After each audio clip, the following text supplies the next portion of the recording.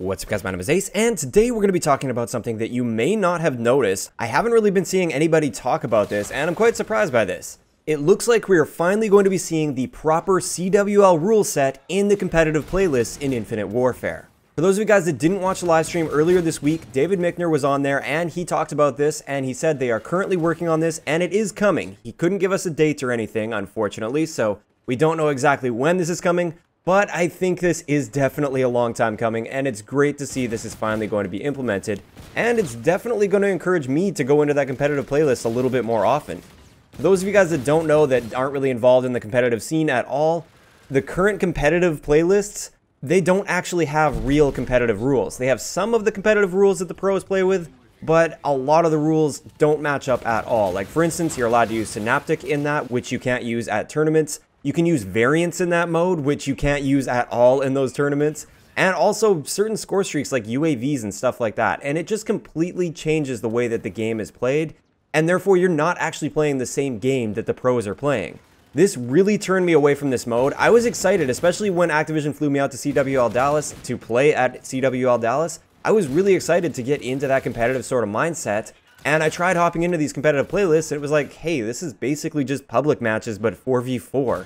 This is no longer going to be the case, and I'm really happy to see this. Now, unfortunately, it's not going to be a separate mode like League Play with Black Ops 2.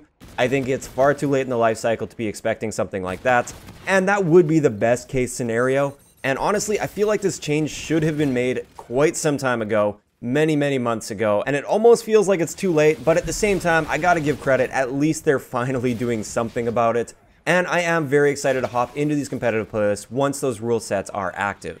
Now for me, this also gives me an opportunity to talk about competitive with Call of Duty 2017, which is World War II.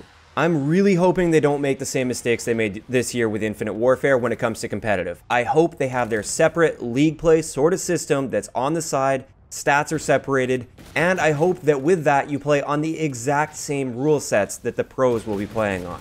I feel like this is vital for really encouraging growth in that esports community, and the esports community overall, not just Call of Duty, but overall, it's a really growing scene, and it's starting to get to the point these days where if your game doesn't have some solid esports behind it, then it kind of falls behind a lot of the other games. A lot of those esports related games are really coming to the forefront, and I think Activision and Sledgehammer really need to push this next year. I feel like they do a great job with the events. I feel like the games themselves play very well in an esports sort of way when you're playing with proper esports rules, but I think the big issue is they're not making it accessible enough to encourage casual players to dip their toe in and give it a try.